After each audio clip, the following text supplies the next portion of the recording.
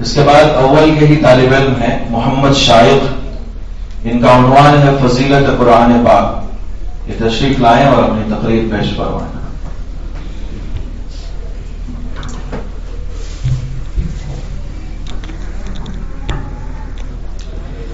السلام علیکم ورحمۃ اللہ وبرکاتہ. نحمده ونصلي على رسوله الكريم. اما بعد فقد قال الله تبارك وتعالى في القرآن المجيد: اعوذ بالله من الشيطان الرجيم. بسم الله الرحمن الرحيم. ذلك الكتاب لا ريب فيه هدى للمتقين. وقال النبي صلى الله عليه وسلم: خيركم ما تعلم القرآن وعلمه. صدق الله العظيم. الہی رونق اسلام کے سامان پیدا کر، الہی رونق اسلام کے سامان پیدا کر، دلوں میں مؤمنوں کے الفت قرآن پیدا کر. صدر محترم، اسٹیج پر رونق افروز، بزرگان دین اور حاضرین جلسہ، آج کی اس مبارک محفل میں میرا موضوع سخن دنیا کی سب سے پاکیزہ اور مقدس کتاب قرآن پاک ہے. ہمیں چڑھتے سورج کی طرح یقین ہے کہ اس کا ایک ایک حرف سچا اور صادق ہے. وہ قرآن پاک جس کی زبان مقدس، بیان مقدس، جو فصاحت و بلاغت کا ٹھاٹھے مارتا سمندر ہے، جس کے متعلق ارشاد ربانی ہے. قرآن وہ کتاب ہے جس کے صادق اور برحق ہونے میں کوئی شک و شبہ نہیں، جس کے بارے میں محسن انسانیت حضور پاک صلی اللہ علیہ وسلم نے ارشاد فرمایا کہ تم میں سب سے بہتر وہ شخص ہے جو قرآن کو سیکھے اور سکھائے.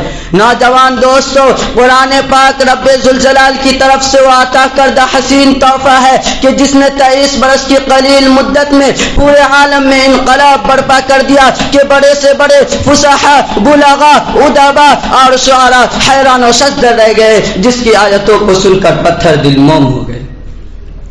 دوستو، یہی وہ قرآن ہے جو رہتی دنیا تک کے انسانوں کے لیے سراپا ہدایت و رحمت ہے. یہی وہ قرآن ہے جس نے رسول کی رسالت کو اعزاز بخشا. یہی وہ قرآن ہے جس نے پس مردہ قلوب کو تازگی بخشی. ہاں، یہی وہ قرآن ہے جس کی برکت سے جنات و شیاطین کا آسمانوں پر جانا بند ہوا. یہی وہ قرآن ہے جو سچائی اور امانت داری کا درس دیتا ہے. یہی وہ قرآن ہے جس کی بدولت عمر فاروق رضی اللہ عنہ کو ایمان نصیب ہوا. یہی وہ قرآن ہے جس کی حفاظت کا وعدہ خود خالق کائنات نے فرمایا. یہی وہ قرآن ہے جس کی برکت سے اجڑے چمن میں بہار پیدا ہوئی. محترم حضرات، آج کے اس نازک دور میں حفظ کلام پاک کو فضول سمجھا جاتا ہے. اس کے الفاظ کو رٹنے کو حماقت بتلایا جاتا ہے اور کہا جاتا ہے کہ اس کا رٹنا اور بے سمجھے پڑھنا بے سود ہے.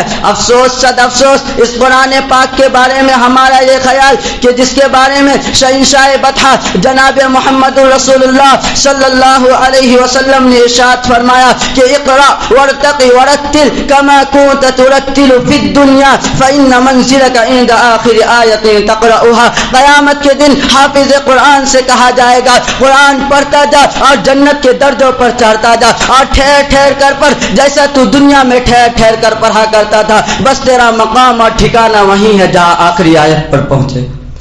یاد رکھو، یہ قرآن دنیا کی سب سے بڑی نعمت ہے. زمین و آسمان، چاند و سورج اور ستارے کوئی اس نعمت کا مقابلہ نہیں کر سکتے. یہ قرآن رب کائنات کا مقدس اور عظیم کلام ہے. اور کیوں نہ ہو، جبکہ اس کا اتارنے والا امین، جس کے ذریعے اتارا گیا وہ بھی امین، جس ذات پر نازل ہوا وہ بھی امین، جس مقام پر نازل ہوا وہ بھی امین، جس مہینے میں نازل ہوا وہ تمام مہینوں سے افضل، اور جس رات میں نازل ہوا وہ 1000 مہینوں سے بہتر ہے. اللہ کا یہ مقدس اور پاکیزہ کلام تمام کلاموں سے افضل اور برتر ہے. حدیث پاک میں آتا ہے فضل کلام اللہ علی سائر الکلام کفضل اللہ علی خلقہ. اللہ کے کلام کو سب کلاموں پر ایسی ہی فضیلت ہے جیسے کہ خود حق تعالی شانہ کو تمام مخلوق پر. اللہ کا دلارا اور خدا کا پیارا نبی ارشاد فرماتا ہے کہ جس نے قرآن کو پڑھا اور اس پر عمل کیا اس کے والدین کو کل قیامت کے دن سورج سے بھی زیادہ روشن تاج پہنایا جائے گا. غور کرنے کا مقام ہے کہ جب والدین کو اس گرا قدر انعام سے نوازا جائے گا تو خود پڑھنے والے کا مقام و مرتبہ کا کیا عالم ہوگا. حضرات قیامت کا میدان ہوگا اور ایسے 10 آدمی جن کے لیے جہنم واجب ہو چکی ہوگی. حافظ قرآن اپنے رب کے بارگاہ میں سفارش کرے گا, پروردگار عالم اس کی سفارش قبول کرے گا اور اس حافظ قرآن کی برکت سے اس کو نجات عطا ہوگی. مسلمانوں, قرآن کریم و عظیم برکت اور سعادت ہے جو روح خداوندی ہے, معدن حیات اور سرچشمہ زندگی ہے. وہ عرب قوم جو پشتہ پشت سے مردہ چلی آ رہی تھی, دنیا جس کو ذلیل اور حقیر جانتی تھی, کوئی ان کو اونٹ کی میگنیوں میں کھیلنے والا سمجھتا, کوئی ان کو جوہلائے عرب کا خطاب دیتا. لیکن جب قرآن آیا تو جس کا نام جوہلائے عرب تھا صحابہ اکرام ہو گیا. جن کو نفرت سے یاد کیا جاتا تھا ان کو رضی اللہ عنہم ورضوا عنہ کا اعزاز ملا. جس زمانے کا نام جاہلیت تھا اس کا نام خیر القرون ہو گیا. وہ مردہ قوم جو کروٹ نہیں لے سکتی تھی, طاقت و قوت سے ایسی لیس ہوئی کہ جس نے قیصر و کسریٰ کا غرور خاک میں ملا دیا, بڑی بڑی سلطنتوں اور حکومتوں کا تختہ الٹ دیا. محترم دوستو, قرآن آیا تو زبان و مکان میں زندگی آئی, قرآن آیا تو عدل و مساوات کا پیغام آیا, قرآن آیا تو مذہب اسلام پھیلا, قرآن آیا تو مردہ قوم زندہ ہوئی, قرآن آیا تو قیصر و کسریٰ کا غرور خاک میں ملا, قرآن آیا تو باطل کے لہراتے جھنڈے ٹوٹ پڑے, قرآن آیا تو کفر و شرک دم توڑ گیا, قرآن آیا تو دوستو سب کچھ ملا. مگر افسوس صد افسوس, ہم نے قرآن پاک کے دامن مقدس کو ترک کر دیا, ہم نے اس کی پاکیزہ تعلیمات کو بھلا دیا. نتیجہ یہ ہوا کہ وہ مسلم قوم جس کے سر پر عزت و رفعت کا تاج تھا ذلت و رسوائی کے گال میں جا گری. وہ مسلم قوم کامیابی جس کے آگے بڑھ کر استقبال کرتی تھی ناکامی اس کا مقدر بن گئی. وہ مسلم قوم جس کے ایک آواز پر افریقہ کے جنگل میں رہنے والے خوخار درندوں نے میدان خالی کر دیا تھا, آج ایک چیونٹی بھی اس کا حکم ماننے کو تیار نہیں. وہ مسلم قوم جو کبھی حکومت و سلطنت کا فریضہ انجام دیا تھا آج غلامانہ زندگی بسر کر رہی. حاضرین جلسہ, جانثار صحابہ اکرام کے کتب خانے میں قرآن مجید کے علاوہ کوئی کتاب نہ تھی. وہ اسی کو لے کر آگے بڑھے اور کامیابی ان کے قدم چومتی چلی گئی. میں اس شعر کے ساتھ اپنی تقریر کو ختم کرتا ہوں. شرافت کے اصولوں سے بغاوت کرنے لگتے ہیں, شرافت کے اصولوں سے بغاوت کرنے لگتے ہیں, پڑھے لکھے بھی محفل میں شرارت کرنے لگتے ہیں. کتابیں اور بھی اتری ہے لیکن میرے قرآن کی یہ خوبی ہے کہ اندھے بھی تلاوت کرنے لگتے ہیں. وآخر دعوانا ان الحمدللہ رب العالمین. تمہاری لائن کیا ہے؟ ہم لوگ جب بیٹھے نا, کیا لائن ہے تمہاری؟ کس لائن میں تم شامل ہے؟ بازو بازو میں سمجھ بھی نہیں آتی, بولے تو یہ سمجھ نہیں, دونوں ہی اتنا سمجھ نہیں سکتے تو اور کیا کریں. ایک بار ترتیب نہیں 2 بار ہو گئی, اب تیسری بار ہو رہی ہے. وہی بے ڈھنگا پن. سلیقے سے بیٹھو, صفیں بنا کر جیسا بٹھایا گیا ہے ویسا ہی بیٹھنے کی کوشش کرو, اور ہر تھوڑی دیر میں جو ہے آپ اپنی جگہ تبدیل کر لیتے ہیں. ایسا نہ کریں, بلکہ جہاں بٹھایا گیا ہے وہیں بیٹھیں. آلتے پالتے بیٹھ جاؤ, کوئی حرج کی بات نہیں ہے. ایسا بیٹھنا کہ ابھی ضروری نہیں, بہت دیر نہیں بیٹھ سکتے, کوئی بات نہیں, آلتے پالتے بیٹھو. اور ہمارے یہاں اسی کو کہتے ہیں ادب سے بیٹھو. یہ ادب ہے, آپ لوگ ادب سے بیٹھو, یعنی بالفاظ دیگر بے ادبی جائز ہے. آرام سے بیٹھو. ماشاء اللہ محمد شائق لگ نہیں رہا تھا کہ اول کے طالب علم ہیں, ایسا لگ رہا تھا کہ بہت مجے ہوئے مقرر ہیں. اللہ تعالیٰ ان کو ترقیات سے نوازے, اور ان کی خدمت میں بھی 100 روپے کا ہدیہ آیا ہے, آ کر وصول کر لیں حضرت مولانا سلیم صاحب کی طرف سے. اس کے بعد محمد مستقیم جماعت اول کے طالب علم ہیں, ان کا عنوان ہے موت کی حقیقت. تشریف لائیں.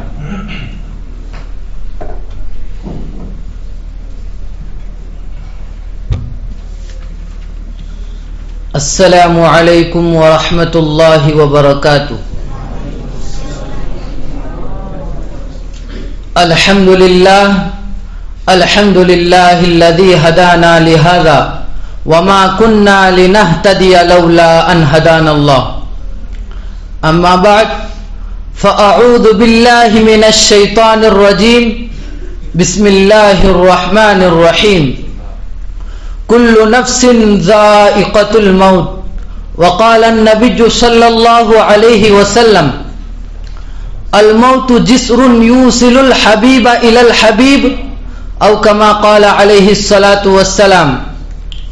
قابل قدر صدر جلسہ حضرات علماء کرام اور مہمانان خصوصی، آج میں آپ حضرات کے سامنے موت کی حقیقت کے بارے میں چند باتیں پیش کرنا چاہتا ہوں. بزرگان محترم، موت ایک حقیقت ہے جس کو کوئی انکار نہیں کر سکتا. دنیا میں ایسے لوگ بھی ملیں گے جو قرآن کا انکار کرتے ہیں، ایسے لوگ بھی ملیں گے جو انبیاء کا انکار کرتے ہیں، ایسے لوگ بھی ملیں گے جو قبر حشر کا انکار کرتے ہیں، ایسے لوگ بھی ملیں گے جو جنت جہنم کا انکار کرتے ہیں، لیکن ایسا کوئی نہیں ملے گا جو موت کا انکار کرتا ہو. اس لیے کہ اس دنیا میں بہت سے انسان آئے، یعنی بڑے بڑے بادشاہ، بڑے بڑے حکمران اور جلیل القدر انبیاء تشریف لائے، مگر موت نے کسی کو نہ چھوڑا. کتابوں میں ایک واقعہ لکھا ہے کہ ایک تاجر نے اپنے دوست کشتی چلانے والے سے پوچھا کہ تمہارے والد کی وفات کیسے ہوئی؟ کشتی چلانے والے نے کہا آپ میرے والد کے بارے میں پوچھتے ہو، بلکہ میرے آبا و اجداد سب کے سب پانی میں ڈوب کر مرے ہیں، اس لیے کہ یہ کشتی چلانا خاندانی پیشہ ہے. تاجر نے کہا کہ کیا تم کو ڈر نہیں لگتا کہ تم بھی ایک دن باپ دادا کی طرح ڈوب کر ہی مرو گے؟ کشتی چلانے والے نے کہا بے شک ڈوبنے کا خوف ہے، مگر موت سے کون بچ سکتا ہے؟ اچھا میں آپ سے پوچھتا ہوں کہ آپ کے آبا و اجداد کیسے مرے؟ تاجر نے کہا کہ سب کے سب گھر میں مرے. اس نے کہا کہ آپ نہیں ڈرتے کہ آپ کو بھی گھر میں مرنا ہے؟ غرض پتا چلا کہ انسان کو ہر حال میں دنیا سے جانا ہے، ہر ایک کو موت کا مزہ چکھنا ہے. موت جہاں لکھی ہے، جس حالت میں لکھی ہے، جس وقت لکھی ہے، جس سبب سے لکھی ہے، آ کر رہے گی. دنیا کی بڑی سی بڑی طاقت و قوت بھی موت سے بچا نہیں سکتی، اور موت انسان کے ہر طرف سے گھیری ہوئی ہے، دائیں بائیں، اوپر نیچے، آگے پیچھے، صحرا کی ویرانیوں میں، شہر کے محلوں میں، سمندروں کی موجوں میں، خشکی کے سناٹوں میں، ہر جگہ انتظار میں ہے. بزرگوں اور دوستو، ہم نے دنیا میں بہت سے اعلانات سنے ہیں، اب ذرا موت کا اعلان بھی سن لے. موت ہر وقت یہ اعلان کرتی ہے مجھے بھول جانے والوں، انا الموت الذی افرق بین البنات والامہات، میں وہ موت ہوں جو ماں اور بیٹیوں میں جدائی ڈال دیتی ہوں. انا الموت الذی افرق بین الاخوۃ والاخوات، میں وہ موت ہوں جو بھائی اور بہنوں میں جدائی ڈال دیتی ہوں. انا الموت الذی افرق بین کل حبیب، میں وہ موت ہوں جو دوستوں اور محبوبوں میں جدائی ڈال دیتی ہوں. انا الموت الذی اخرب الدیار والقصور، میں وہ موت ہوں جو گھروں اور محلوں کو برباد کر دیتی ہوں. انا الموت الذی اعمر القبور، میں وہ موت ہوں جو قبروں کو آباد کر دیتی ہوں. بزرگوں اور دوستو، اللہ تعالیٰ نے ہم سب کو چند دن کی زندگی دے کر بھیجا ہے. حقیقی زندگی موت کی بات کی ہے، اس کی ہم سب کو تیاری کرنا ہے اور دنیا سے جانے والوں سے عبرت حاصل کرنا ہے کہ آج میرے بھائی کا، دوست کا، پڑوسی کا جنازہ جا رہا ہے، کل کو میرا بھی جنازہ جائے گا. بس اللہ تعالیٰ سے دعا فرمائے کہ خدا ہم سب کو موت کی تیاری کرنے کی توفیق عطا فرمائے. آمین. وما علینا الا البلاغ. ماشاءاللہ موصوف نے بہت اچھے انداز سے تقریر کی. اللہ تعالیٰ ان کو بھی ترقیات سے نوازے، ان کے لیے بھی انعام ہے، انعام وصول کر لیں. اس کے بعد میں ہمارے ساتھی مولانا افضل صاحب سے گزارش کرتا ہوں کہ کچھ نعتی اشعار ہمیں سنائیں.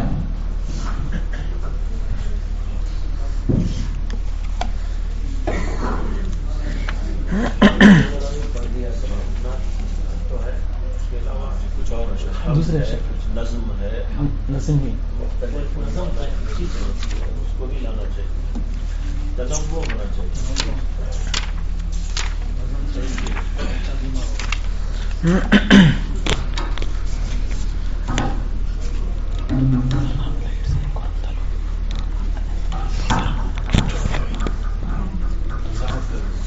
جی السلام علیکم ورحمۃ اللہ وبرکاتہ.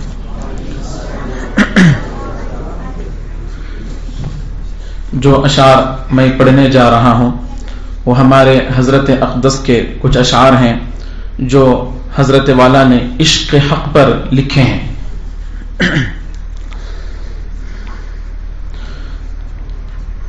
علم کیا ہے عشق حق سے دل جلا لینے کا نام. علم کیا ہے عشق حق سے دل جلا لینے کا نام.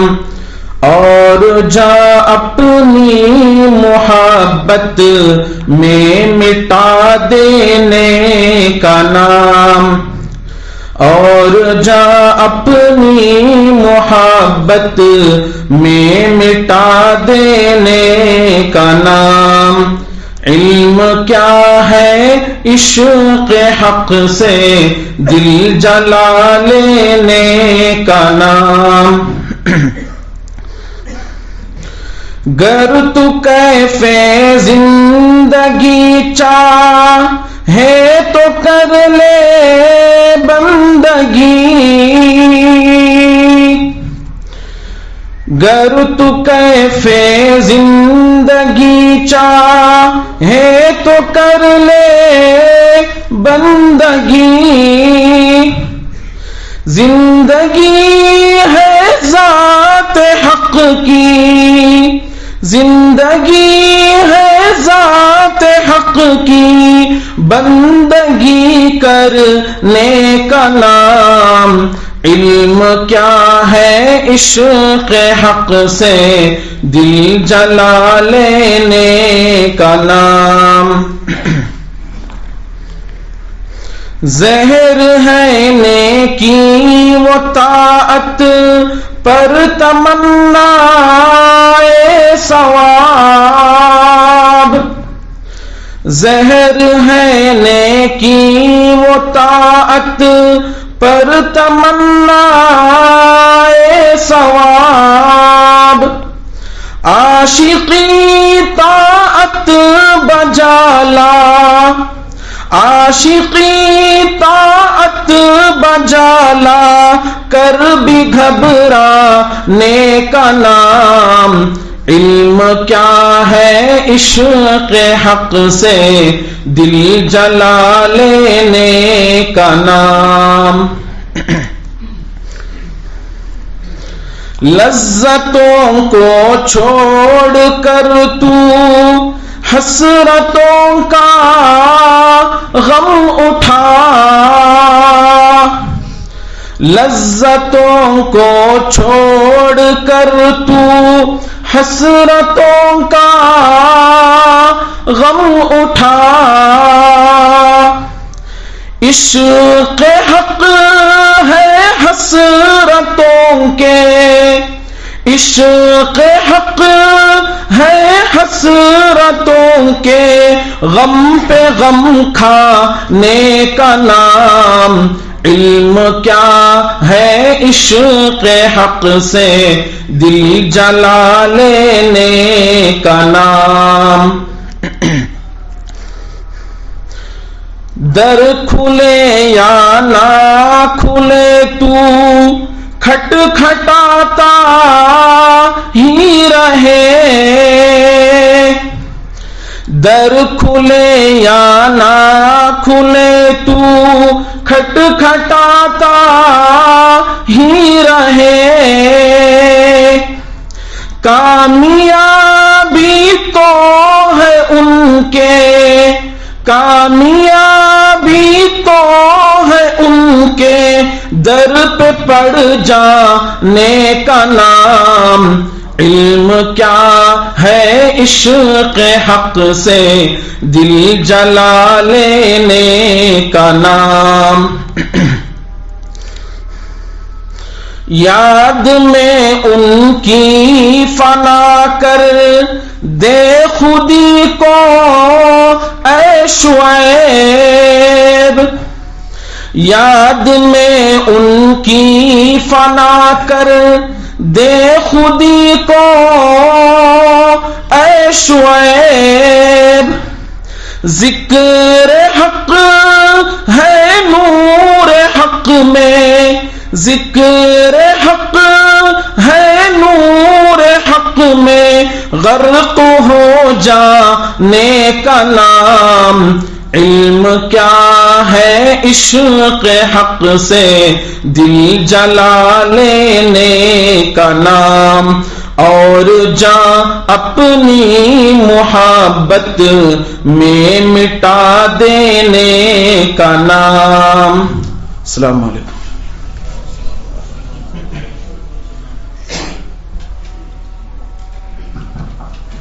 ماشاءاللہ. اس کے بعد میں ہمارے اس تقریر کے سلسلے کو آگے بڑھاتے ہوئے ایک طالب علم کو دعوت اسٹیج دیتا ہوں، جن کا نام ہے محمد فرقان، جماعت دوم کے طالب علم ہیں. ان کا عنوان ہے الجنہ تحت ظلال السیوف. عربی کی تقریر ہے، تشریف لائیں اور اپنی تقریر پیش کریں.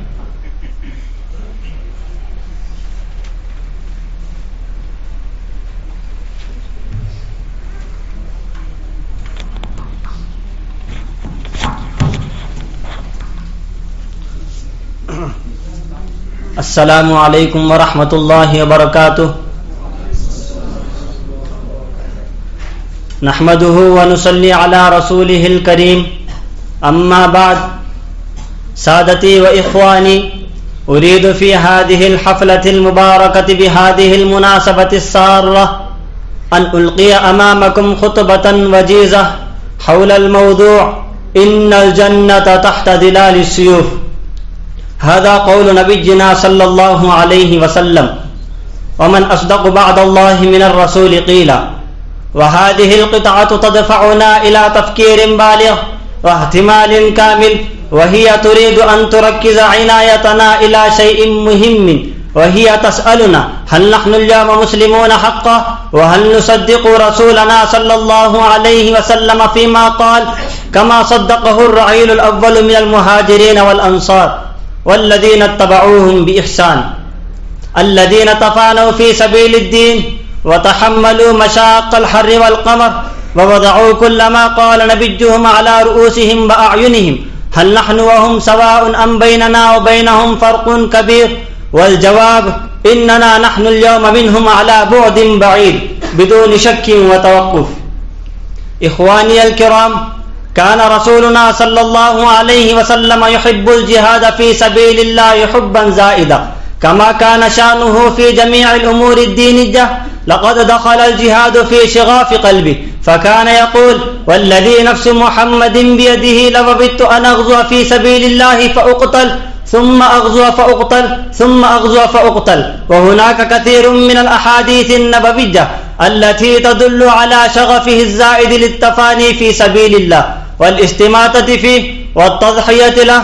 والحق أن حب لقاء الله هو أيسر جسر يوصل الحبيب إلى الحبيب. ولكن إخواني، أين نحن الآن منهم؟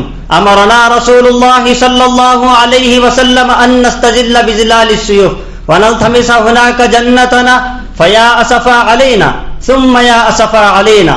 إننا نحن المسلمين اليوم فردا وجماعة نسعى إلى حزب الشيطان لينقذنا من العذاب الأليم ويخرجنا من التاسعة إلى السعادة، وهكذا نتورط في مكائد الباطل بصفة دائمة مستمرة، ثم نتمنى أن نعيش في أكنافهم آمنين مطمئنين ونحسبها جنة. إننا تركنا حياة الكفاح والمقاتلة والمجاهدة والمغامرة، ورضينا بالذل والاستسلام أمام العدو والخضوع له، ونكتم في ألفاظ حسنة رائعة رائقة. وهل وجدتم رجلا ميتا سميتموه حيا فقام يمشي؟ كذلك نحن الآن. والله ما أعظم هذه الخديعة، وما أكبر هذا المكر، وما أشد هذا الكيد الذي كان بنا عدونا. منا مسرور على أن هذا هو الصلح الذي سوف يتبدل فتحا مبينا. أستغفر الله ثم أستغفر الله. اعلموا أيها الإخوان أن من لم يجعل الجهاد وظيفة لحياته ولم يخطر بباله وقتا ما ولم يمسب أمام عينيه هذا الهدف المنشود ثم مات فقد مات على شعبة من النفاق. كما جاء فيما رواه أبو هريرة رضي الله تعالى عنه عن رسول الله صلى الله عليه وسلم أنه قال: من مات ولم يغزو ولم يحدث به نفسه مات على شعبة من النفاق. رواه مسلم. أيها المستمعون الكرام، القرآن يدعونا إلى الجهاد ويقول: انفروا خفافا وثقالا وجاهدوا بأموالكم وأنفسكم في سبيل الله. والأحاديث تحرضنا على الجهاد، وأحوال المسلمين في البوسنة وفلسطين والهند تهز غيرتنا وحماستنا، والمستضعفون من الرجال والنساء والولدان ينادوننا: إخواننا أين أنتم اليوم؟ أين المحبة في الله؟ أين الغيرة لله؟ وأين الجهاد في سبيل الله؟ أحلامنا ضائعة، آمالنا خائبة، أمانجنا خاسرة، أهدافنا فاشلة، أملاكنا فائتة، عيوننا باكية، قلوبنا فاطرة. أنقذونا من هذه القرية الظالم أهلها، أو أنقذوا قريتنا هذه من هؤلاء الظالمين. وضعوا السيف عليهم ولا تغادروا منهم أحدا، فإنهم أعداء الله وأعداء المسلمين في الأرض.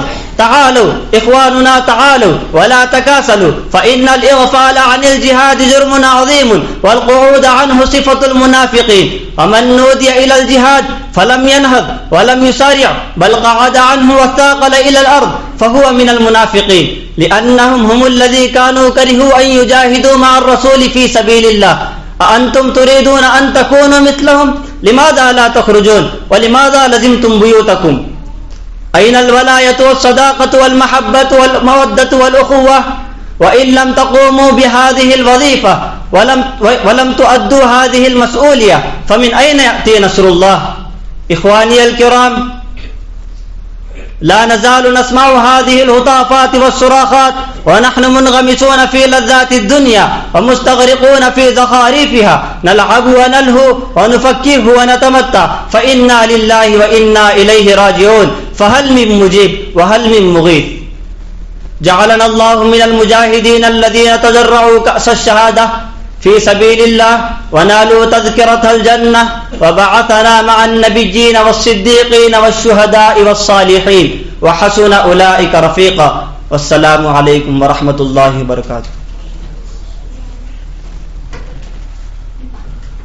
बहुत अच्छे माशाअल्लाह।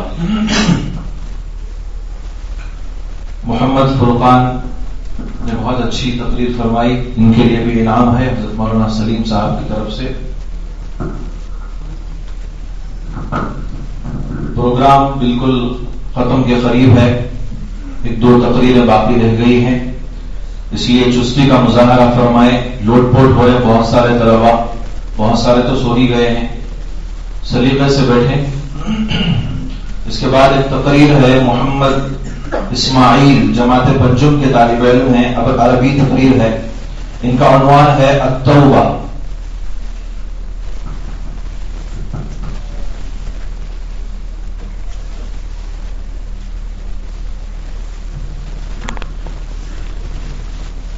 الحمد لله رب العالمين، والصلاة والسلام الأتمان الأكملان على المبعوث رحمة للعالمين وعلى آله وصحبه أجمعين. أما بعد، فأحبتي في الله، أحييكم بتحية السلام. السلام عليكم ورحمة الله وبركاته. إنني أشكر الله عز وجل أولا وآخرا وظاهرا وباطنا على نعمه التي لا تعد ولا تحصى، وأعظمها أن جعلنا من المسلمين. فأما بعد، فأعوذ بالله من الشيطان الرجيم. بسم الله الرحمن الرحيم. يا أيها الذين آمنوا توبوا إلى الله توبة نصوحا. وقال تعالى في موضع آخر: توبوا إلى الله جميعا أيها المؤمنون لعلكم تفلحون. رئيس الحفلة المبجل وأساتذة الأجلاء وإخواني في الله، إن الله تعالى خلق الإنسان وخلق الجنة والنار وخلق كل شيء زوجين، فبعث الله هذا الإنسان إلى العالم لأن يمتحنه، كما ذكر في التنزيل العزيز: خلق الموت والحياة ليبلوكم أيكم أحسن عملا وهو العزيز الغفور. فقد أمر ببعض الأمور للقيام بها ونهى عن بعضها للاحتراز عنها. إنه أمر بالصلاة والزكاة والحج والصيام وما إلى ذلك من شتى أمور، ونهى عن الكفر بالله والشرك وعقوق الوالدين والكذب والنميمة والبهتان والسخرية وغير ذلك من الأمور الأخرى. أيها العباد، عندما يتمثل الإنسان بهذه الأمور الإلهية ويقوم بواجباته ويؤدي وظيفته فيسر الرحمن ويدخله في فسيح جناته. وعندما يعرض الإنسان عن الله تعالى وطاعته وعبادته ويرتكب الذنوب والمعاصي ويغتاب أحدا فينزل الله تعالى سخطه عليه ويدخله في النار التي تطلع على الأفئدة. إخواني في الله، يجب علينا أن نتوب من هذه الذنوب المردية والمعاصي الهالكة الحالكة، لأن الله تعالى يقول في كتابه الباقي القرآن الكريم بصيغة الأمر: توبوا إلى الله جميعا أيها المؤمنون لعلكم تفلحون. وقال في موطن آخر: يا أيها الذين آمنوا توبوا إلى الله توبة نصوحا. والنبي صلى الله عليه وسلم أيضا يصرح بهذه الحقيقة في حديثه بأنه يقول: يا أيها الناس توبوا إلى الله واستغفروه فإني أتوب إليه في اليوم 100 مرة. ونقل عن أبي هريرة رضي الله عنه أن النبي صلى الله عليه وسلم قال: والله إني لأستغفرن الله وأتوب إليه في اليوم أكثر من 70 مرة. فيا أيها المسلمون، إن النبي صلى الله عليه وسلم يتوب كل يوم وليلة أكثر من 70 مرة، مع أنه غفر له ما تقدم من ذنبه وما تأخر. فما بال هؤلاء الرجال الذين يذنبون كل يوم وليلة أكثر من 70 مرة؟ إننا نذنب كرات ومرات في يوم واحد، ولكن لا نميل إلى الله. إننا نرتكب الكبائر والمعاصي وشرب الخمر والزنا، ولكن لا ننقطع إلى الرحمن الذي يفرح عندما يتوب العبد أشد فرحا، ويسر عندما ينصرف العبد إليه غاية السرور. ألا نعلم أن الله يبسط يده في الليل ليتوب العبد الذي أذنب في النهار، ويبسط يده بالنهار ليتوب العبد الذي أذنب في الليل. وها هو ذا حديث النبي الأعظم صلى الله عليه وسلم الذي نقله الإمام مسلم الشيباني رحمه الله تعالى في كتابه عن أبي موسى الأشعري رضي الله عنه أن النبي صلى الله عليه وسلم قال: إن الله يبسط يده بالليل ليتوب مسيء النهار، ويبسط يده بالنهار ليتوب مسيء الليل حتى تطلع الشمس من مغربها. وهذا العمل عمل قبول التوبة يجري ويستمر حتى مطلع الشمس من مغربها، كما أوضح النبي الجليل صلى الله عليه وسلم في حديثه الشريف: هذه من عنايات الرب الكريم ورحمة الرحمن الذي يريد بكم اليسر ولا يريد بكم العسر، ويريد أن يدخل كل من أناب إليه في الجنة والرضوان، ويدخل في جنات عرضها السماوات والأرض. فيا أيها المسلمون، ألا نعلم حديث الرسول الأعظم صلى الله عليه وسلم الذي يوضح فرح الرب الرحيم؟ قال النبي العظيم صلى الله عليه وسلم: الله أشد فرحا بتوبة عبده حين يتوب إليه من أحدكم كان على راحلته بأرض فانفلتت منه وعليها طعامه وشرابه فاضطجع في ظلها وقد أيس من راحلته، فبينما هو كذلك إذ هو بها قائمة عنده فأخذ بخطامها ثم قال من شدة الفرح: اللهم أنت عبدي وأنا ربك، أخطأ من شدة الفرح. فيا أيها المسلمون، انظروا في هذا الحديث الشريف والتفتوا إلى فرح الرب الكريم وقت توبة العبد المنيب. سارعوا إلى التوبة، توجهوا إلى الله، فتوجهوا إلى الله، سارعوا إلى التوبة، سارعوا إلى الرحمن الرحيم الذي يقول في القرآن الكريم: قل يا عبادي الذين أسرفوا على أنفسهم لا تقنطوا من رحمة الله إن الله يغفر الذنوب جميعا إنه هو الغفور الرحيم. في التوبة نجاح وفي النجاح رضوان من الله. وبذا أختتم حديثي هذا، والسلام عليكم ورحمة الله وبركاته.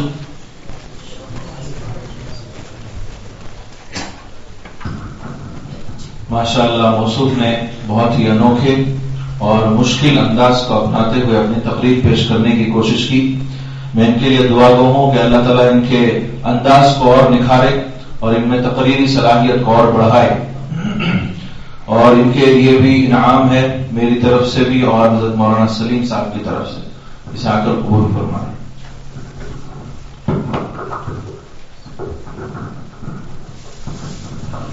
اس کے بعد میں دعوت دیتا ہوں محمد عمیر کو، جماعت اول کے طالب علم ہیں، کہ وہ آئیں اور نعت شریف پیش فرمائیں، حمد پیش فرمائیں.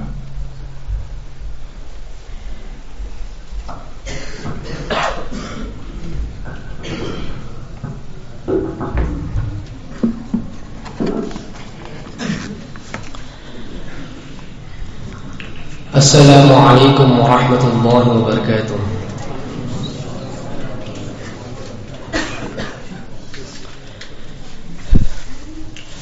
حمد کثیر تیری، شکر تمام تیرا، حمد کثیر تیری، شکر تمام تیرا، اے مالک دو عالم، رحمان نام تیرا. تعریف کا ہے تو ہی حقدار دو جہاں میں، تعریف کا ہے تو ہی حقدار دو جہاں میں، ادراک سے ہمارے بالا مقام تیرا، ادراک سے ہمارے بالا مقام تیرا. فارا کی چوٹیوں سے ماہ عرب جو نکلا، فارا کی چوٹیوں سے ماہ عرب جو نکلا، اس پر صلاۃ تیری، اس پر سلام تیرا، اس پر صلاۃ تیری، اس پر سلام تیرا. رحم و کرم کے والی، نظر کرم تو کر دے، رحم و کرم کے والی، نظر کرم تو کر دے، غفار ذات تیری بخشش ہے کام تیرا، غفار ذات تیری، بخشش ہے کام تیرا. نہیں مناجات ہے، دعا. آمین بولو.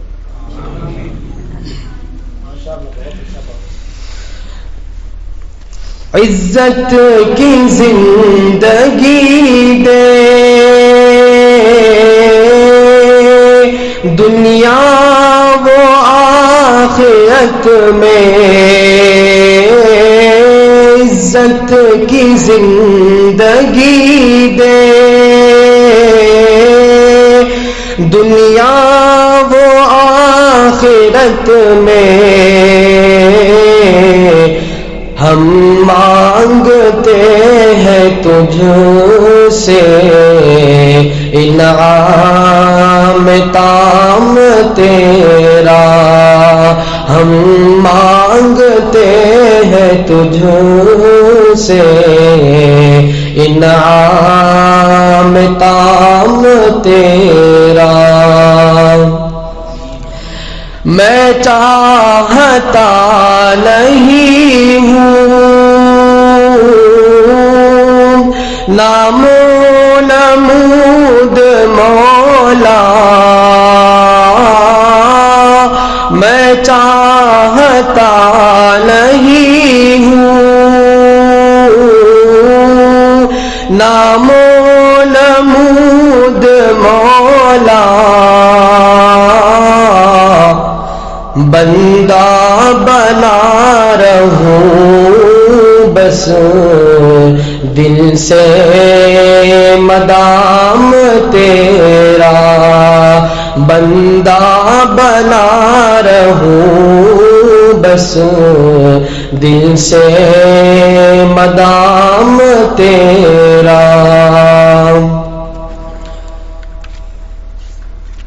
جاؤں کدھر الہی گر چھوڑ دوں میں تجھ کو، جاؤں کدھر الہی گر چھوڑ دوں میں تجھ کو،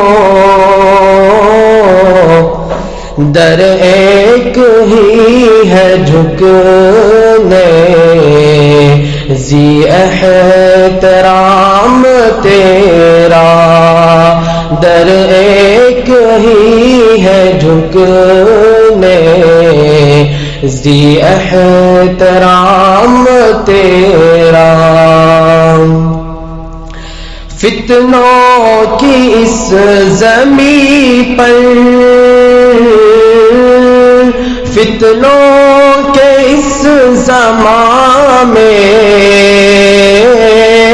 فتنوں کی اس زمین پر،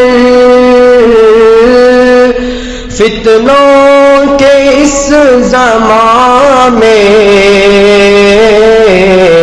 مل جائے ہم سبھی کو فضل تمام تیرا، مل جائے ہم سبھی کو فضل تمام تیرا. عرضی شعیب کی ہو مقبول ان کے صدقے،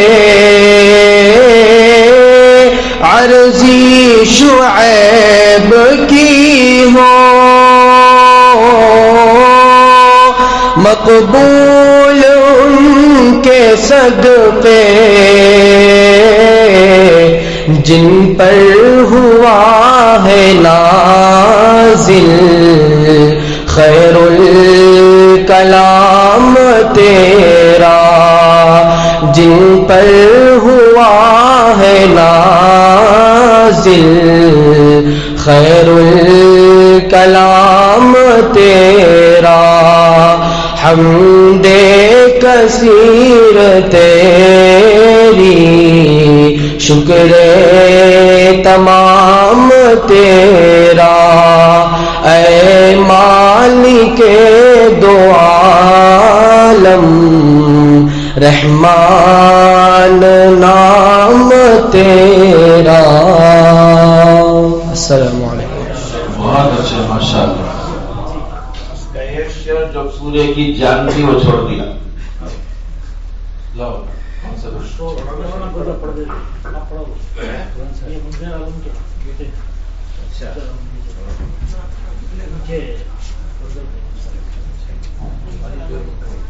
یہ جو اشعار ہیں حضرت والد صاحب نے لکھے ہیں اور اس کی دھن میں نے بہت پہلے بنائی تھی بالکل 9 عمری میں. کافی بہت اچھے اشعار ہیں اور موصوف نے ہمارا سب کا جو ہے یہ رکھ لیا. پڑھیں گے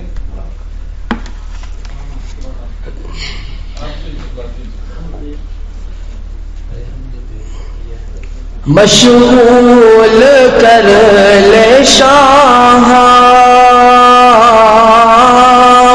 اپنے میں مجھ کو اتنا مشغول کر لے شاہ اپنے میں مجھ کو اتنا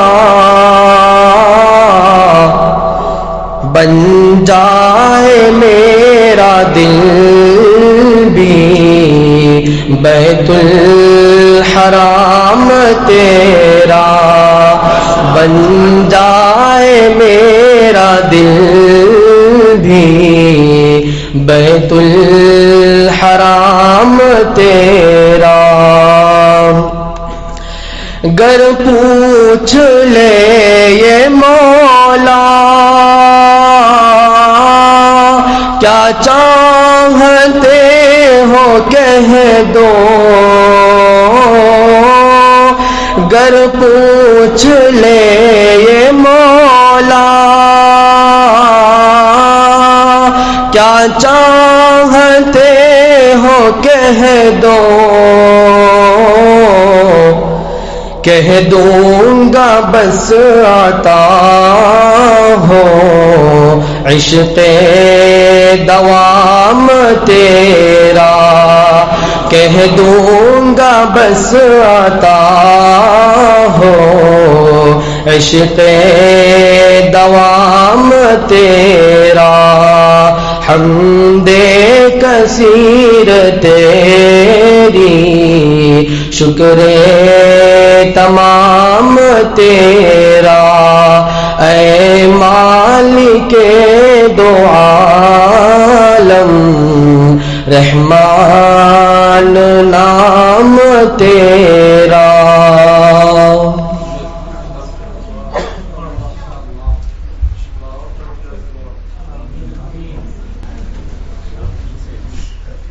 اللہ تعالیٰ سے دعا ہے کہ حضرت کے جو اشعار ہیں یہ حضرت کے حق میں اور حضرت کے ساتھ ہمارے تمام کے حق میں بھی قبول فرمائے. اور موصوف کے لیے کافی انعامات آئے ہیں وہ آ کر رسول فرمائے. اس میں آواز نہیں آئی.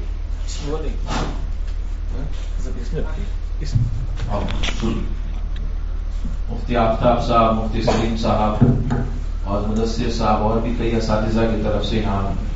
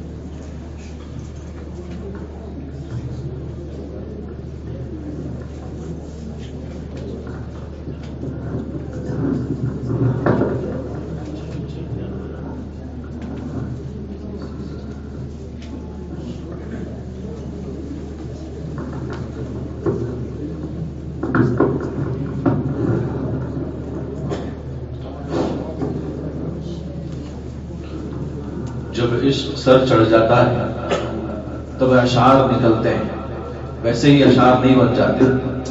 اس لیے جو ہے اشعار کو بہت غور سے سننے کی اور سمجھنے کی کوشش کرنا چاہیے. اور پھر دنیا میں بہت سارے شاعر ہیں جو آسمان پر، زمین پر، پرندوں پر، چڑیوں پر، کسی پر بھی لکھتے تھے، لیکن اللہ کے عشق میں اشعار لکھنا یہ سب کی بات نہیں ہے، ہر کوئی نہیں لکھ سکتا، یہ صرف اللہ والے ہی لکھ سکتے ہیں. اور ہمارے درمیان ہمارے والد صاحب اور ہمارے سب کچھ ہیں، وہ ان کے اشعار میں آپ کی خدمت میں پیش کرنا چاہ رہا ہوں. ملاحظہ فرمائیں.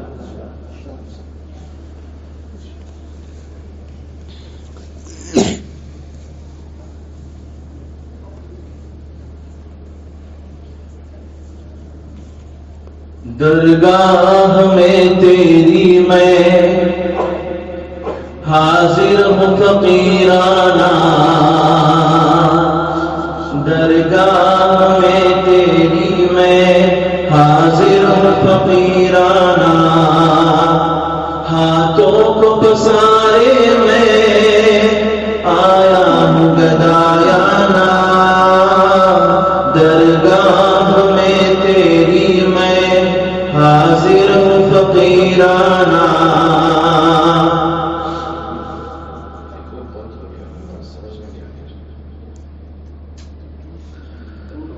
اشکوں کی زبان سے میں کرتا ہوں شکرانہ، احساس معاصی سے سرخم ہے پشیمانہ، شیطان کیا مولا اس قلب کو ویرانہ، آباد سے کر دے بانظر کریمانہ، ہاتھوں کو پسارے میں آیا ہوں گدایانہ، درگاہ میں تیری میں حاضر ہوں فقیرانہ، درگاہ میں تیری میں حاضر ہوں فقیرانہ.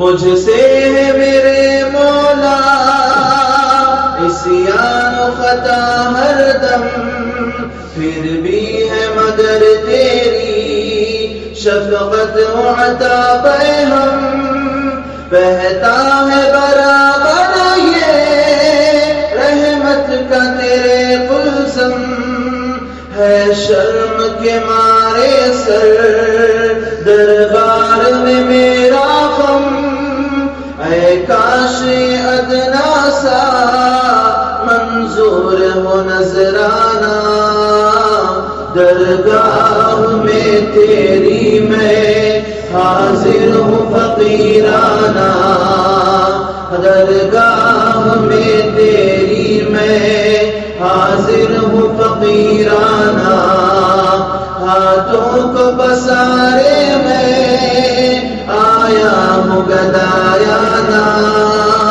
درگاہ میں تیری میں حاضر ہوں فقیرانہ. ہے پاس نہیں کچھ بھی طاعت کا سرمایہ، انبار گناہوں کا سر پر میں اٹھا لایا، محتاج گدا تیرا ناکار و بے مایا، لیتے ہوئے یا رب میں رحمت کا تیرے سایہ، بخشش کا سوالی ہوں دے فضل کا پیمانہ، درگاہ میں تیری میں حاضر ہوں فقیرانہ، درگاہ میں تیری میں حاضر ہوں فقیرانہ، ہاتھوں کو پسارے میں آیا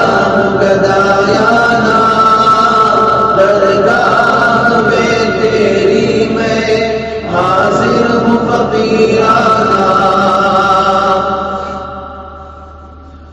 غفلت بھر دل کو اب یادوں کی نوازے دے، تو ظلمت سیاہ میں توبہ کی ضیا دے دے، دل کو میرے دھو کر تو اب صدق و صفا دے دے، محروم میں رضا کو پھر اپنی تو رضا دے دے، کر دے مجھے مولا تو مخلوق سے بیگانہ، درگاہ میں تیری میں حاضر ہوں فقیرانہ، درگاہ میں تیری میں حاضر ہوں فقیرانہ، ہاتھوں کو پسارے میں آیا ہوں گدایانہ، درگاہ میں تیری میں حاضر ہوں فقیرانہ، اس دور میں حاضر ہوں جذبوں میں کلام ہے، ہیبت و جلالت سے بندہ تیرا گمسم ہے، جذبوں کے سمندر میں لفظوں کی صدا گم ہے، اشکوں کی روانی میں خاموش تکلم ہے، مجھ کو تو عطا کر دے اب سوزش پروانہ، درگاہ میں تیری میں حاضر ہوں فقیرانہ، ہاتھوں کو پسارے میں آیا ہوں گدایانہ، درگاہ میں تیری میں حاضر ہوں فقیرانہ،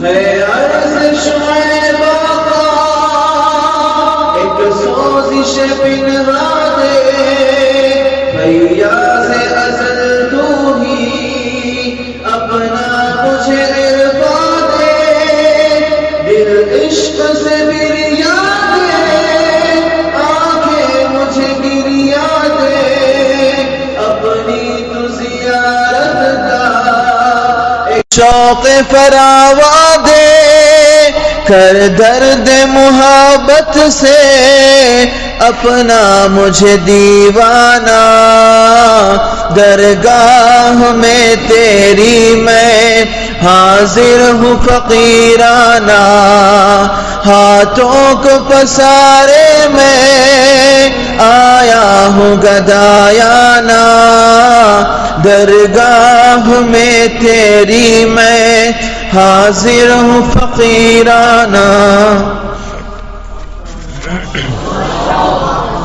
جزاک اللہ۔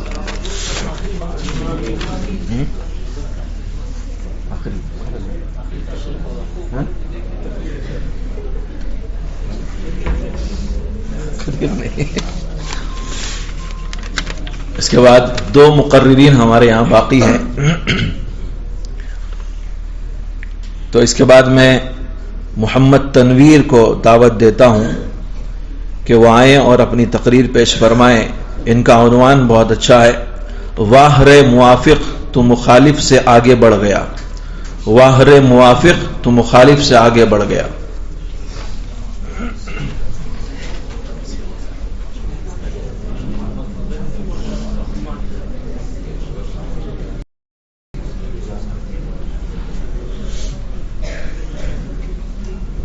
ہمارے درمیان جامعہ کے ابنائے قدیم موجود ہیں، میں ان سے گزارش کرتا ہوں کہ وہ اسٹیج پر تشریف لائیں۔ مولانا حماد صاحب، عمر فاروق صاحب، مولانا ذبیح اللہ صاحب، یوسف صاحب اسٹیج پر تشریف لائیں۔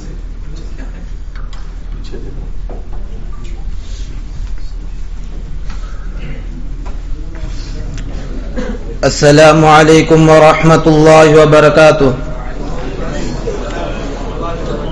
الحمد للہ الذي اراد بعباده اليسر ولم يرد بهم العسر وقال يرفع الله الذين آمنوا منكم والذين اوتوا العلم درجات. والصلاة والسلام على سيدنا محمد المبشر بحيث قال خيركم من تعلم القرآن وعلمه. صدق اللہ رسولہ النبی الکریم. ستم ظریفی کا حال دیکھو وہ خون کی مہندی لگا رہے ہیں. ستم ظریفی کا حال دیکھو وہ خون کی مہندی لگا رہے ہیں. ہمارے گھر کو لگا کر آتش وہ اپنے شمع جلا رہے ہیں. قابل احترام سامعین ذی احتشام، السلام علیکم ورحمۃ اللہ وبرکاتہ. آج میں بعض ان جاہل اور احمقوں کا حال بیان کرنے کے غرض سے آپ کے سامنے آیا ہوں جو اس غلط فہمی کے شکار ہیں کہ مولوی فقیر ہوتا ہے، چند پیسوں اور چند دنیوی ڈگریوں سے مرغوب ہو کر بزبان حال کہتے ہیں مولوی اونٹ پہ جائے ہمیں منظور، مگر مولوی کار چلائے ہمیں منظور نہیں. وہ نمازیں تو پڑھائے ہمیں منظور، مگر وہ پارلیمنٹ میں آئے ہمیں منظور نہیں. حلوہ خیرات کا کھائے ہمارا جی خوش، حلوہ خود گھر میں بنائے ہمیں منظور نہیں. اس بات سے کوئی مخفی نہیں اور اس بات سے کوئی مفر نہیں کہ اس عالم آب و گل اور دنیا رنگ و بو میں اللہ تبارک و تعالی نے جتنی مخلوقات پیدا فرمائی ان میں سب سے افضل و عرفہ مخلوق انسان کو قرار دیا اور اسے اشرف المخلوقات کے لقب سے مشرف کیا. جس طرح تمام علوم و تمام مخلوق میں انسان افضل ہیں، اسی قانون کے موافق تمام علوم و فنون میں عند اللہ محبوب و مرغوب علم الدین ہے، جس کے بارے میں ارشاد باری ہے قل هل يستوي الذين يعلمون والذين لا يعلمون انما يتذكر اولو الالباب. جس کی فضیلت بیان کرتے ہوئے میرے اور آپ کے آقا صلی اللہ علیہ وسلم نے ارشاد فرمایا تدارس العلم ساعة من الليل خير من احیائها. علم دین کے اصول کے لیے راستے طے کرنے والوں کے لیے اللہ اور اس کے رسول نے جتنی بشارتیں سنائی ان کا احاطہ اس مختصر سے وقت میں کرنا مشکل ہی نہیں بلکہ ناممکن ہے، اور ساتھ ہی ساتھ میرا موضوع سخن اس جانب مجھے رک کرنے کی اجازت نہیں دیتا. ارشاد نبوی ہے من خرج فی طلب العلم فهو فی سبیل اللہ حتی یرجع. جو شخص علم دین کے لیے رسول کے خاطر راستے طے کرتا ہے واپس ہونے تک اللہ کے راستے میں ہوتا ہے. یہ بات بھی مسلم ہے کہ علم دین حاصل کرنے والوں کے پاؤں تلے فرشتے اپنے پر بچھا دیتے ہیں. یہی نہیں بلکہ چونٹیاں بلوں میں دعائیں مغفرت کرتی ہیں اور مچھلیاں پانی کی تہ میں گڑ گڑاتی ہیں. مچھلیاں پانی میں زرے خاک میں برگ و شجر، مچھلیاں پانی میں زرے خاک میں برگ و شجر، ایک عالم کو دعا دیتے ہیں ہر شام و سحر. جس طرح ان پر رحمان کی رحمتیں کثیر ہیں اسی طرح شیطان کی سازشیں بھی کچھ کم نہیں. شیطان تو ہر ایک کا دشمن ہے لیکن عالم کا صرف دشمن ہی نہیں بلکہ اسے خوف زدہ بھی ہے، کیونکہ جس ایجنڈے کو وہ کامیاب کرنا چاہتا ہے اس کی کمر توڑنے کی قسم ان علماء دینیہ نے لے رکھی ہے. اسی لیے اس کی دلی تمنا ہوگی کہ کسی طرح اس مولوی ملے کے سلسلے کا قلا قما کیا جائے. اسی مقصد کے تئیں وہ ہر زمانے میں زمانے کے حالت کے موافق نئے نئے ہتھ کنڈے استعمال کرتا رہا اور لوگ بھی بڑے متاثر ہوتے رہے. نیک نئے پروپیگنڈوں اور چال بازیوں کے باوجود ہمیشہ شیطان کو رسوائی اور نامرادی کا چہرہ دیکھنا پڑا اور پڑ رہا ہے، انشاءاللہ پڑتا ہی رہے گا. آپ تاریخ اٹھا کر دیکھیں گے تو آپ کو معلوم ہوگا کہ چند برس قبل اس علم دین کی ڈوری کو کاٹنے کے لیے ان پر بڑی بڑی ناپاک سازشیں کی گئی. ان پر ایسا الزام تھوپا گیا جن کا وجود ان مدارس اسلامیہ میں مشکل ہی نہیں بلکہ ناممکن ہے. کیا یہ ممکن ہے کہ اس اسلام کے مضبوط قلعوں میں دہشت گردی کی تعلیم دی جائے، یہاں پر قتل و غارت گیری کے ہنر سکھلائے جائے، یہاں پر شر پھیلانے کی تاکید کی جائے، یہاں فتنہ و فساد کی ترغیب دی جائے؟ چنانچہ موجودہ ترقی یافتہ دور میں آج کے ان جدید فکر خیال رکھنے والے درندوں کے لیے شیطان کی ضرورت بالکل بھی نہ تھی، بلکہ شیطان بھی شاید ان سے بھٹکانے کے اسلوب اور بہکانے کے نیک نئے طریقے سیکھنا چاہتا ہوگا. جنہوں نے لوگوں کو بھٹکانے کا بڑا نرالا طریقہ اپنایا اور اپنی چال مال بنائی، اس بھولی بھالی اشرف المخلوقات کو اشرف المعلومات سے ہٹا کر انگریزی تہذیب کے ناپاک اور نجس العین کچن میں پھنسانے کی کوشش کر رہے ہیں۔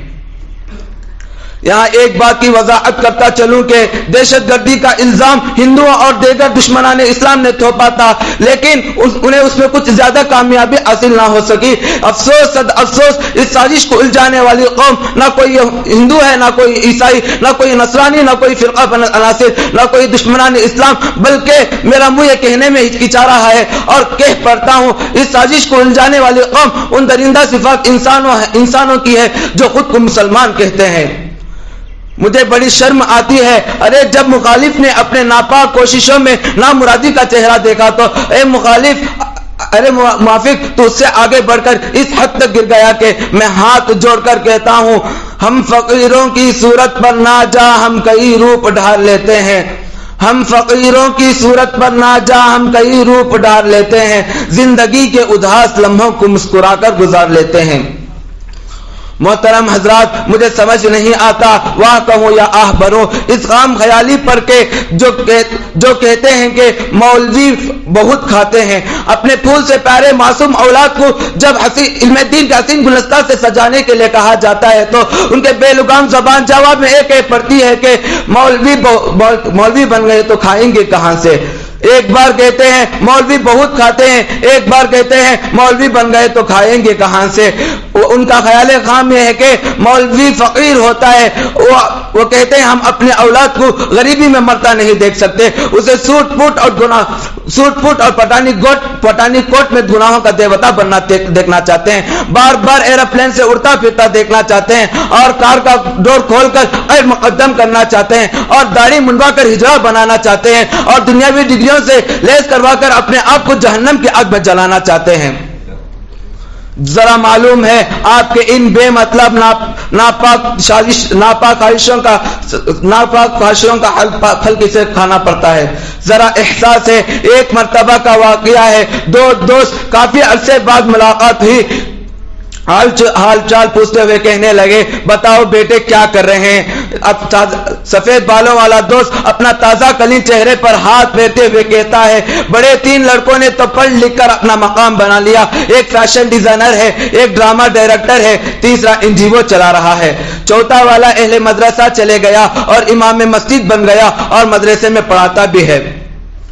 دوسرا دوست افسوس کرتے ہوئے کہتا ہے تم تو اپنی ساری زندگی نماز کے نام سے چڑھتے رہے، لیکن تمہارا چھوٹا لڑکا مولوی بن گیا، تم اس کو گھر سے کیوں نہیں نکال دیتے؟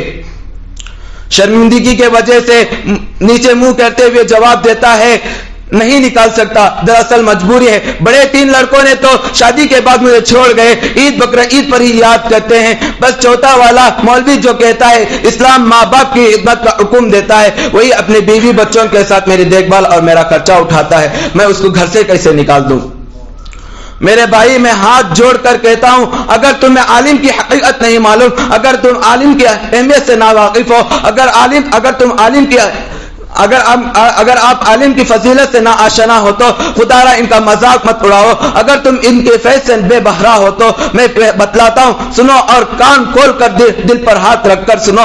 اگر یہ عالم نہ ہوتا تو تمہارا نکاح کون پڑھاتا؟ اگر یہ عالم نہ ہوتا تو تمہارے نماز جنازہ کون پڑھاتا؟ اگر یہ عالم نہ ہوتا تو تمہارے اکڑے مردے کو کفن دفن کون دیتا؟ اگر یہ عالم نہ ہوتا تو تمہیں قرآن کی پاکیزہ تعلیمات کون دیتا؟ اگر یہ عالم نہ ہوتا تو تمہیں ذلت کے امیر غاروں سے اٹھا کر راہ راست پر کون لاتا؟ اگر یہ عالم نہ ہوتا تو اس عالم فانی میں اسلام فانی ہو جاتا، اگر یہ عالم نہ ہوتا تو مسلمانوں کی کشتی آج تک باقی نہ رہتی، اگر یہ عالمیت کا سلسلہ سفید چبوترے سے منقطع ہو جاتا تو آج مسلمانوں کی بات ڈوری باقی نہ رہتی، اگر یہ عالم نہ ہوتا تو مسلمانی لفظ تاریخ کے پنوں سے مٹ جاتا، اگر یہ عالم نہ ہوتا تو مسلمانی کا نام و نشان صفحہ ہستی سے کالعدم ہو جاتا، اگر یہ عالم نہ ہوتا تو تم آج اللہ کے سامنے سر جھکانے سے غافل رہتے۔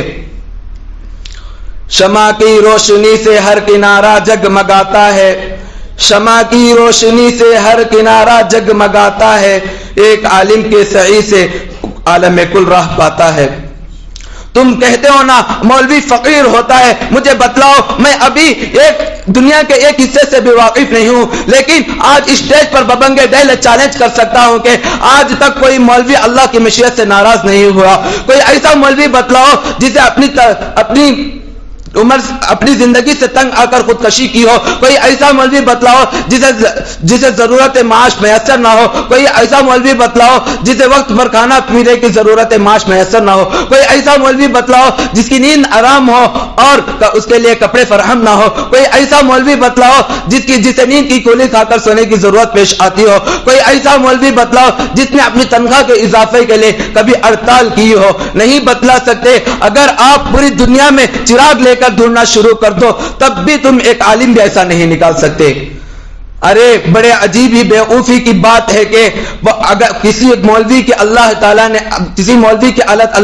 نے تنگ رکھی ہو، وہ اپنا سفر سائیکل سے طے کرتا ہے تو کہتے ہیں دیکھو مولوی کی زندگی یہ ہے. اگر کوئی مولوی کار میں آئے تو کہتے ہیں مولوی ہے لیکن شوق بڑے ہیں. میں کہنا یہی چاہتا ہوں کہ الحمدللہ ہر مولوی اپنے زندگی میں گویا بادشاہ جیسا ہوتا ہے، اسے ہر طرح کا چین و سکون میسر ہے.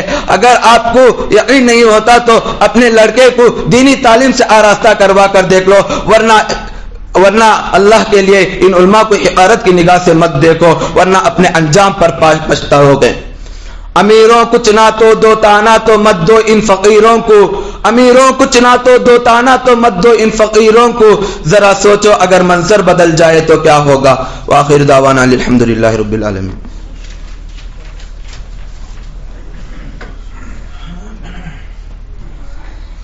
ماشاءاللہ موصوف نے بہت اچھے انداز میں تقریر کی، بہت بے تکلف انداز میں تقریر کی. ان کے لیے کسی کی طرف سے انعام ہے، آ کر وصول کر. اس میں آواز کیوں کم ہوگی؟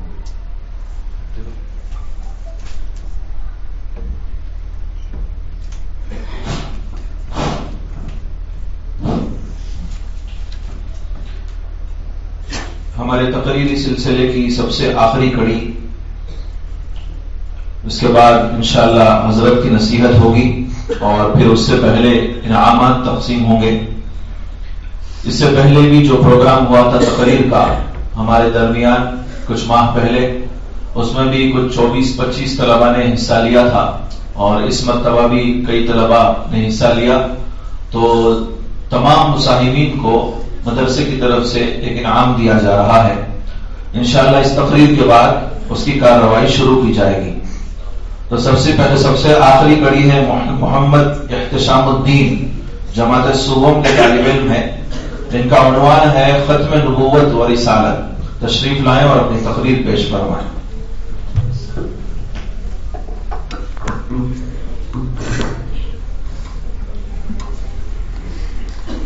الحمد لله رب العالمين والصلاة والسلام على خاتم النبيين وآله وأصحابه أجمعين. أما بعد، عن أنس رضي الله عنه قال قال رسول الله صلى الله عليه وسلم إن الرسالة والنبوة قد انقطعت فلا رسول بعدي ولا نبي. بے شک نبوت و رسالت کا سلسلہ منقطع ہو گیا، لہذا میرے بعد نہ کوئی نبی آئے گا اور نہ کوئی رسول. عن ثوبان رضی اللہ عنہ قال قال رسول اللہ صلی اللہ علیہ وسلم وَإِنَّهُ سَيَكُونُ فِي أُمَّتِي كَذَّابُونَ ثَلَاثُونَ كُلُّهُمْ يَزْعَمُ أَنَّهُ نَبِيٌّ وَأَنَا خَاتَمُ النَّبِيِّينَ لَا نَبِيَّ بَعْدِي. برادران ملت، میں نے آپ حضرات کے سامنے دو حدیثیں پڑھی ہیں. دونوں میں اللہ کے پیارے حبیب و محبوب سرکار دو عالم صلی اللہ علیہ وسلم نے صریح الفاظ میں فرمایا ہے کہ میرے بعد نہ کوئی نبی ہوگا اور نہ کوئی رسول، البتہ میرے بعد نبوت و رسالت کے بہت سے جھوٹے دعوے دار پیدا ہوں گے جن کی تعداد 30 تک ہوگی. محققین و مفکرین نے اب تک نبوت و رسالت کا دعویٰ کرنے والوں کی تعداد تقریباً 37 شمار کی ہے، اور بہت ممکن ہے کہ قیامت تک نبوت کے جھوٹے دعوے دار اور پیدا ہوں. لہذا حدیث میں جو تعداد بتائی گئی ہے اس کی روشنی میں یہ تعداد زیادہ ہے. اب یہی صورت ہے کہ ہم حدیث کی بیان کردہ تعداد کی تصریح کریں.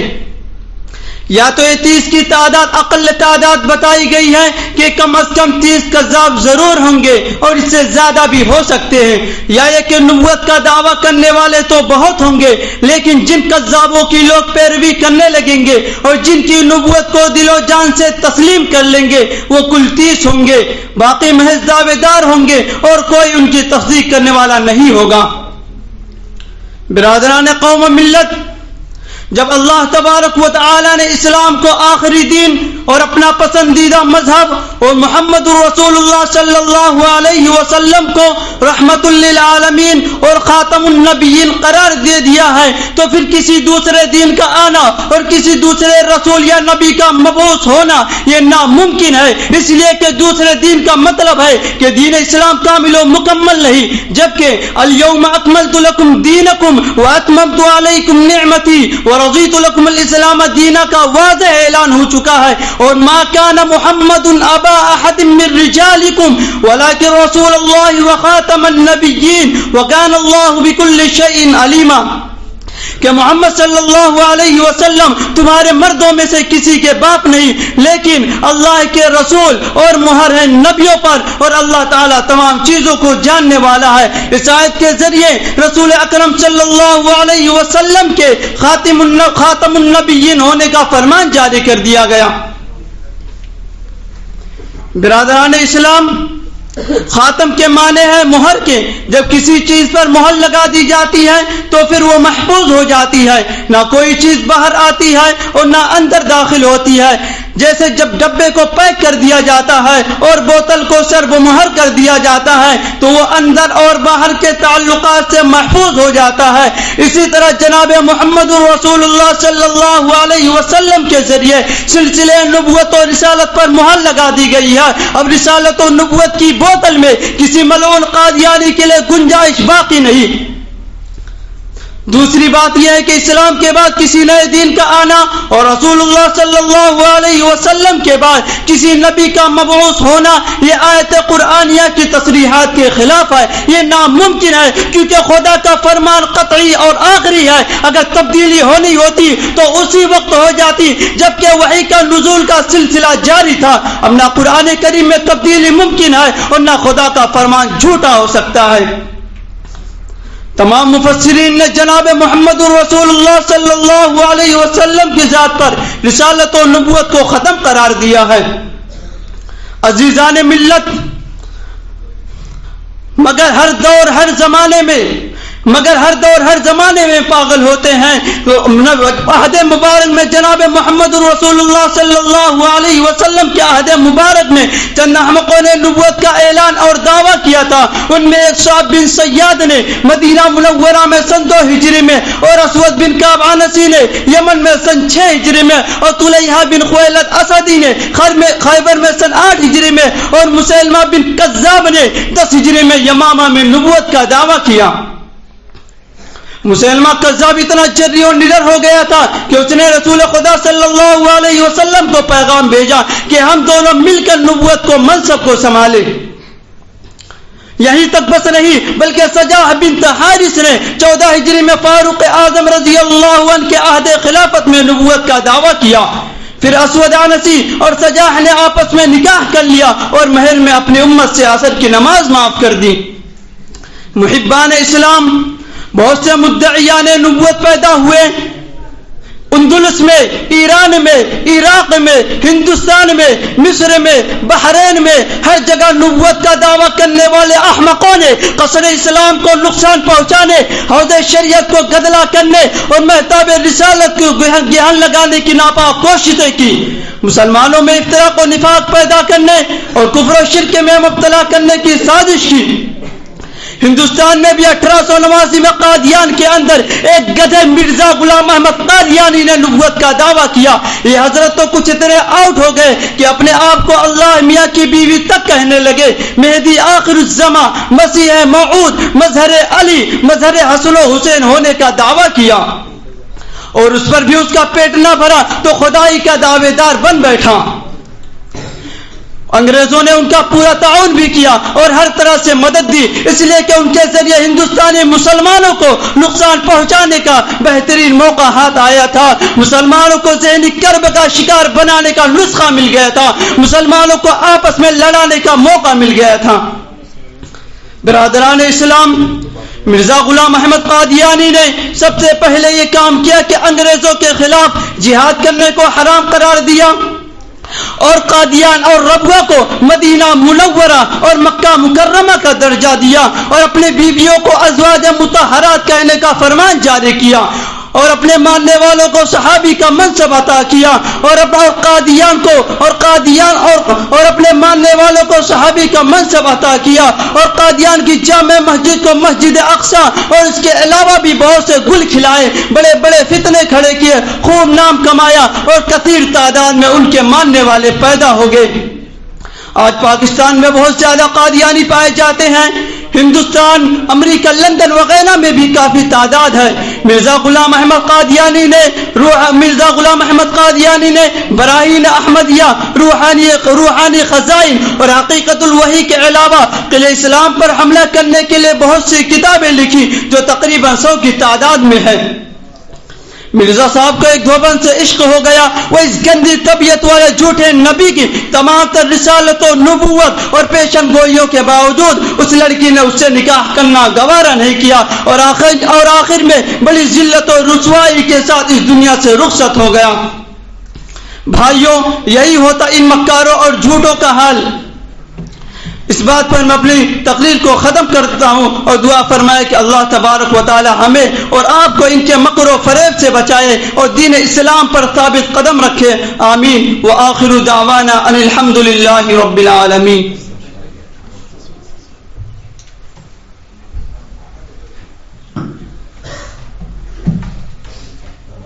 یہ ہمارے تقریر سلسلے کے آخری طالب علم تھے۔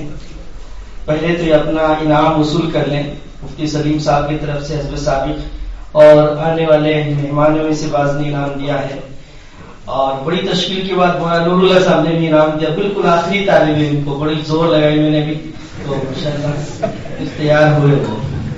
اور اس سے پہلے جو تعلیم تقریر کیے تھے وہ کون تھے، وہ آ جائیں، ان کو بھی مہمان کی طرف سے انعام ہے، جلدی آ جائیں۔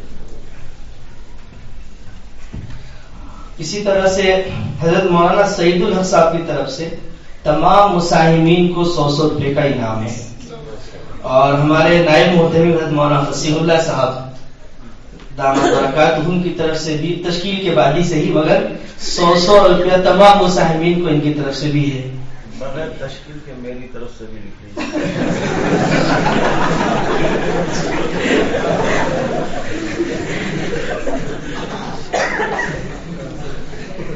اور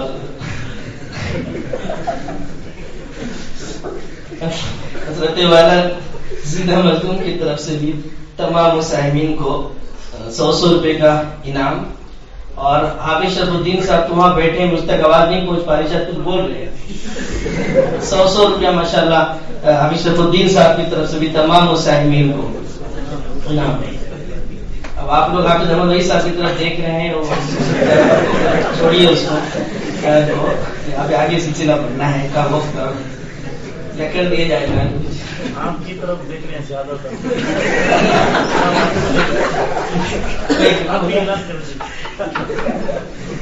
جو ہر مرتبہ اعلان کر کے پھنس جا رہے ہیں، اس لیے ذرا میں غور کرتا ہوں۔ ہمارے طویلہ صاحب کی طرف سے بھی 100 روپے ماشاء اللہ، ہمارے ایک مہمانوں میں سے اور ایک ہیں، ان کی طرف سے بھی 100 روپیہ تمام مساہمین کو، اور سلسلہ آگے بڑھاتے ہوئے مہمان نہیں ہے، ابنائے جامعہ ہے، مہمان نہیں، اب غلط تعبیر، خیر غلط تعبیر ہے، صحیح تعبیر یہ ہے کہ وہ ابنائے جامعہ ہے، ٹھیک ہے، لیکن مہمان کے تعارف کو ظاہر نہیں ہے دونوں میں، لیکن بہرحال ابنائے جامعہ ہی مانگی ان کو۔ اور اب ایک پولیس پروگرام ہے چھوٹا سا اس کے ساتھ لگا ہوا، ہمارے ماسٹر صدیق احمد شریف صاحب زیدہ مظلوم کے فرزند یمان شریف، انہوں نے ناظرہ قرآن کریم مکمل کیا ہے، ان کی خواہش ہے کہ حضرت والا کو آخری سبق سنا دے، اور یہ خاص بات یہ ہے کہ اس بچے نے اپنے والدین کے پاس ہی مکمل کیا۔ أعوذ بالله من الشيطان الرجيم بسم الله الرحمن الرحيم قل هو الله أحد الله الصمد لم يلد ولم يولد ولم يكن له كفوا أحد بسم الله الرحمن الرحيم قل أعوذ برب الفلق من شر ما خلق ومن شر غاسق إذا وقب ومن شر النفاثات في العقد ومن شر حاسد إذا حسد بسم الله الرحمن الرحيم قل أعوذ برب الناس ملك الناس إله الناس من شر الوسواس الخناس الذي يوسوس في صدور الناس من الجنة والناس.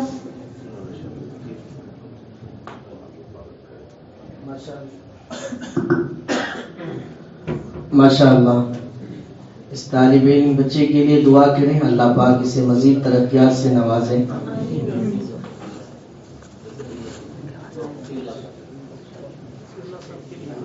یہ بچے کے لیے بھی انعام ہے ماشاء صاحب، بچے کا انعام ہے سلیم صاحب کی طرف سے.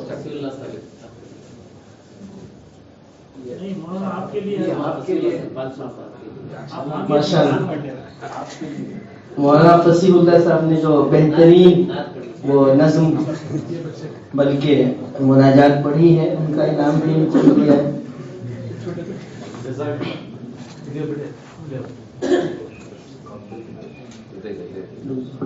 مٹھائیوں کا بھی نظم ہے آپ آزاد کے لیے، وہ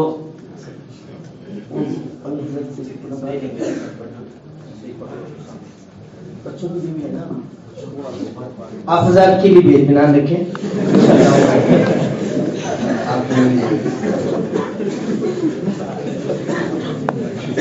تقریبی سلسلہ مکمل ہو گیا اور 2 نشستوں میں یہ کہہ لیجئے کہ 2 مرتبے میں یہ وہ طلبہ جو حصہ لینا چاہتے تھے ماشاءاللہ وہ سب اس میں دلچسپی کے ساتھ حصہ لیے.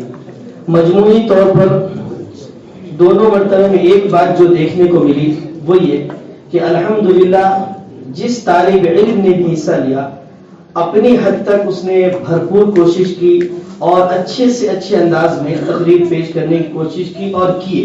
گزشتہ بھی اور اس مرتبہ بھی الحمدللہ یہ بات دیکھنے کو ملی.